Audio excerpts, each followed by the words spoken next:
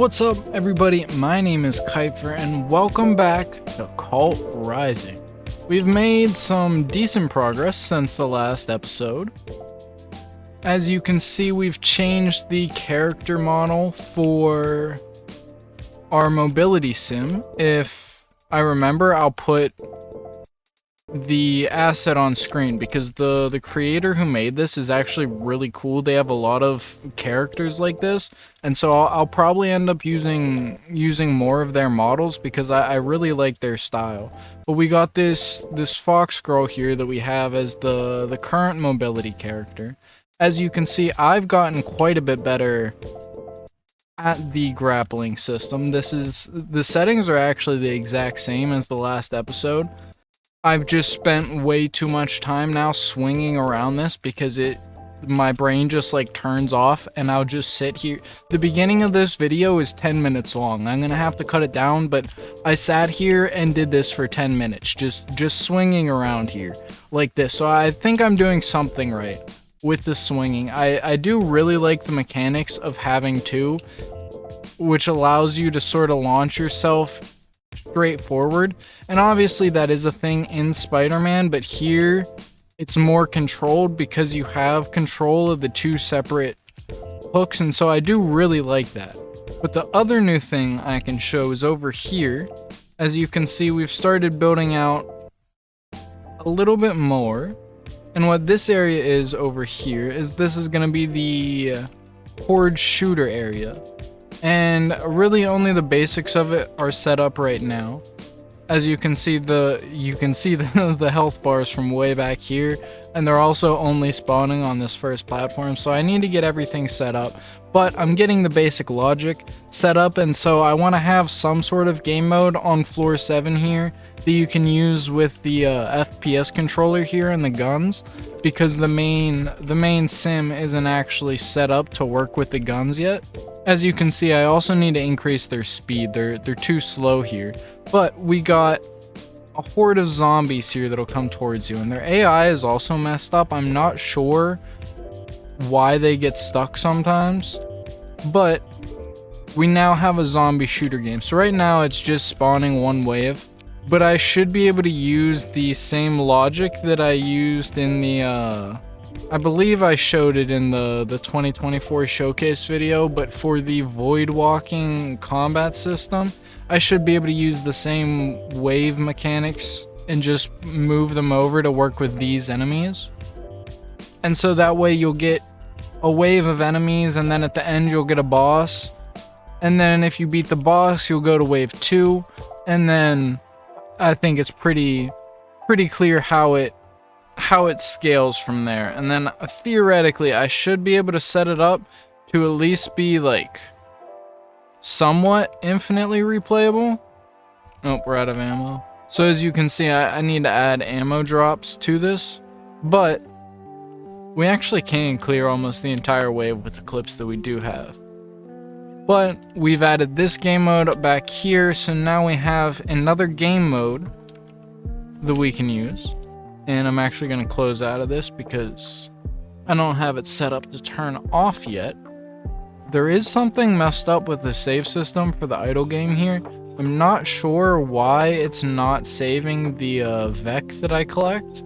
It is saving the drones still. You can see that's working, but something broke here because this is no longer saving. But if we switch back to the sim here, you can see in the inventory we've added the sim switcher, and I actually need to change this icon. But now you can use this to switch between the different characters just from within your inventory. So the real thing it does is you don't need to use this to get to the gun character now. And it means you can also go directly from the gun character to the mobility character. But that'll allow you to... Oh, that's broken. You're not supposed to be shooting. Alright, there we go. But that'll allow you to switch between the different sims you have, and then I need to build out the inventory so you can unlock new sims, and then you'll be able to switch out which ones you have equipped. We've added some more to the dungeon, so if I come down here, we actually have some enemies in the dungeon now. And so you can see I've made a really basic model for the dungeon crawler enemy. But this will kind of be the standard sort of enemy, at least in like the upper more floors of the dungeon here. And it's not finished. I still need to add like more armor and things, but I do really like this helmet. Again, if I remember, I'll put the asset up on screen because this is fab, and this is a free helmet too, so this is a really cool helmet. I really like this one. But we do finally have an enemy set up in here now. I should have brought a weapon with me. There's literally an axe back in my base. I just chose not to pick it up. As you can see, the ragdoll is currently broken, but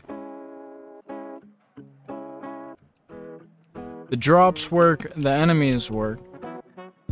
So the last thing we need to do for the dungeons here is going to be to set up the slides so that you can head down to the lower levels. But for the most part, its feet are stuck in the ground. For the most part, though, the dungeon is now finished. At least this entrance area here where you come in. And I'll probably add some more like decorations because this is plain. Like, I know it's supposed to be the pool rooms, but this does look boring as shit. So I'll probably add something else in here just to spice it up a little bit. But then this will be sort of the entrance to the dungeons. So you go through that doorway back on floor 7. It'll take you to here. And then you can either go through the top slide or the bottom slide here. And then whenever you do, it'll take you to essentially a random level. It's not totally random. It's a random level depending on where you're coming from. But that's how the dungeon system's gonna work. And so I think that might be the next thing that we work on. Does this doorway up? No, there is no doorway. As you can see, I've added functionality to the inventory button finally. This has been here for forever. There's no reason that... Wait, actually, did I have that working last one? I don't remember anymore. Nothing new in any of these. I do need to get this set up. I want to have all of the keybinds here because the amount of keybinds in this game, I'm pretty sure I'm using every single key on like the left half of the keyboard. So we definitely need to have like a very easily accessed, written out in game what each button does, so you don't have to go to settings and then keybind. Well, go to settings and then into input settings and then into keybind and then into keybinds and then figure out which you're looking for. I'm just gonna have one list here, and I actually need to build out like a full menu for this. But then that way you'll be able to see what everything, what all the keybinds are, like very quickly. So I've updated it so you'll have unlimited ammo now, at least on this level here while we're in the alpha, before I get this system fully implemented. And so that way you just won't have to worry about it, namely for the HOARD game mode down there. But I do have the blind fire set up to work with FPS. As you can see, your accuracy is much worse. It's a lot harder to hit your targets, but you can do it. I also rebound the weapon switch because I had those turned off. So now you can switch between your different weapons. You can also just put your weapons away. And you have melee combat.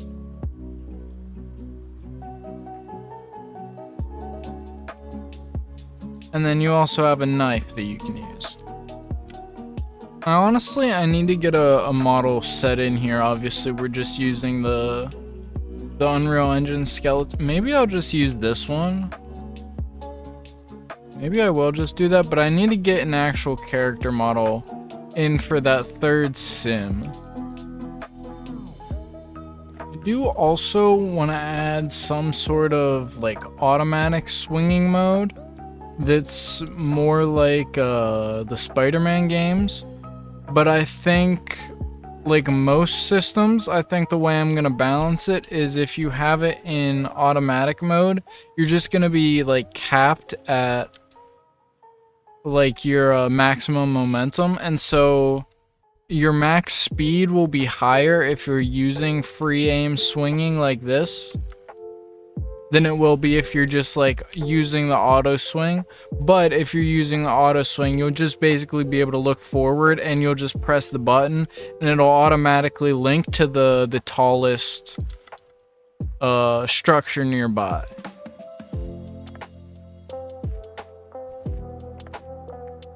Because I do enjoy this system, but it is definitely a lot more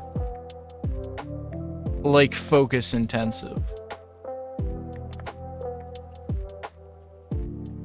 It's a lot harder to just like turn your brain off and do nothing. You do need to like pay attention.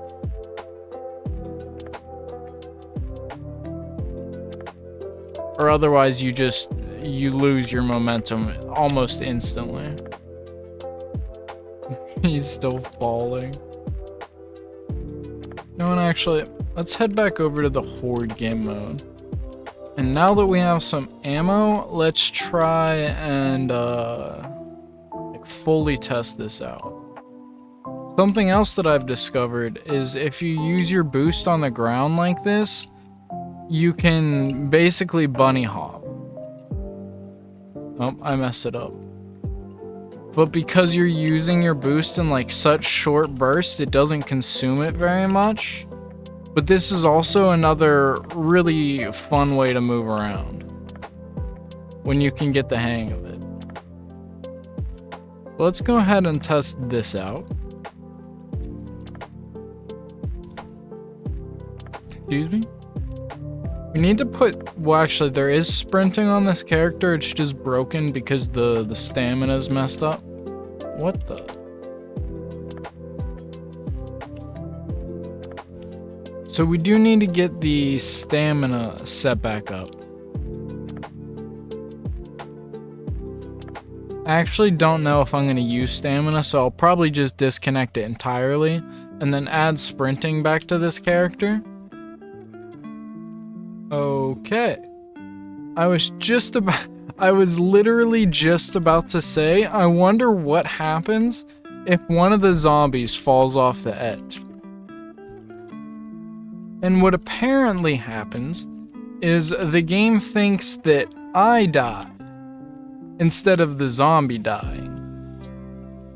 Okay.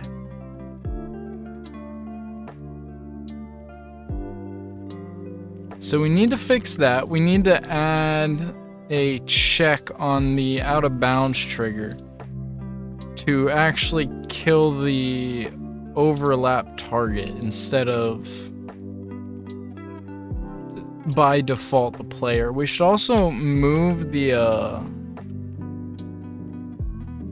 God damn it.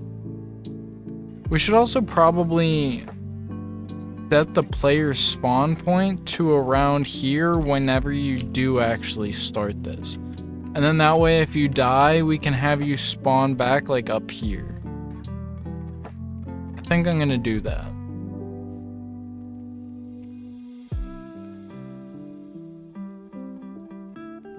Alright. So now everything should be working. If we restart this, let's see if one of them will fall off the edge again. Because I actually don't have a way to push them off. I guess I can just walk off. Or I mean walk towards the edge.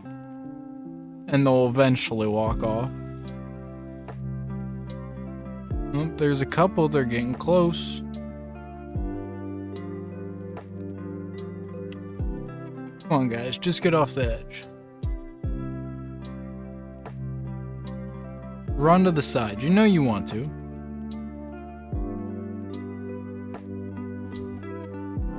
Come on, somebody's gotta go off.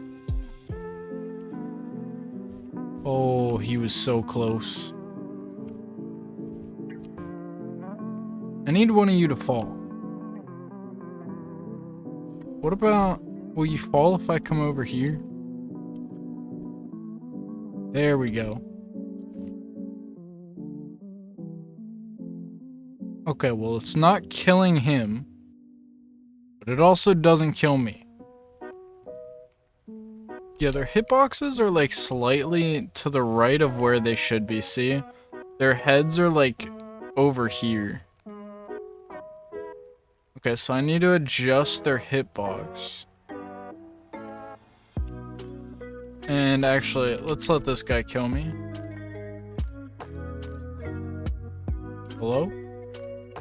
What? What the? What the?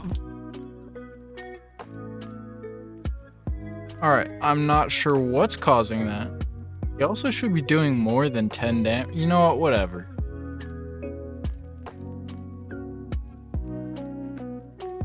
Okay, I was gonna let this just run out for the bit, but we're just gonna do this and we're gonna see if it works. What?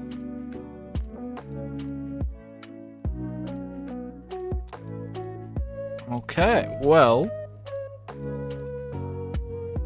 we appear to have broken the out of bounds box.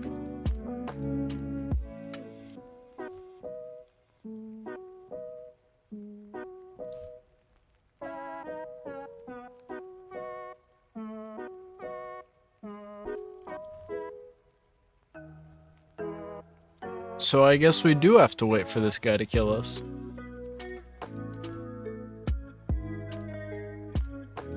I don't know why he's doing this. Oh, you know what? I know why he's not doing any damage. There's like a 10% chance that he spawns as having the ability to do magic, but I haven't given him any magic attack stats. So his magic attack is at like 0. So his attack is only doing 10 damage, because if I back up, you can see the spell. I'm not sure what's causing him to mount himself inside of me. Frankly, this is kind of horrifying though. It forces the camera into this viewpoint. You know, maybe we could set up some kind of animation. So like whenever this happens, instead of fixing it, just whenever he's attacking like this, replace his legs so it looks like tentacles or something that's wrapped around you. Because like from this angle, this honestly looks terrifying. But we're about to die, so let's see. Did the respawn work?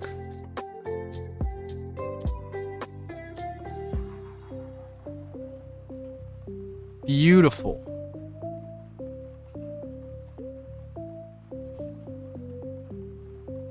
And so then that means these guys work both on... There's still something wrong with his AI. He gets stuck sometimes. But you can either fight them with the standard melee, or you can fight them with the FPS character. I actually probably should have left him alive. We're gonna have to go all the way back over here, but let's see, because that should set my respawn point back up to the elevator up there. Why am I running? I have a character specifically designed so I don't have to run. Alright, and now you can kill me, and you actually do some damage. And so now we should respawn up in the tower.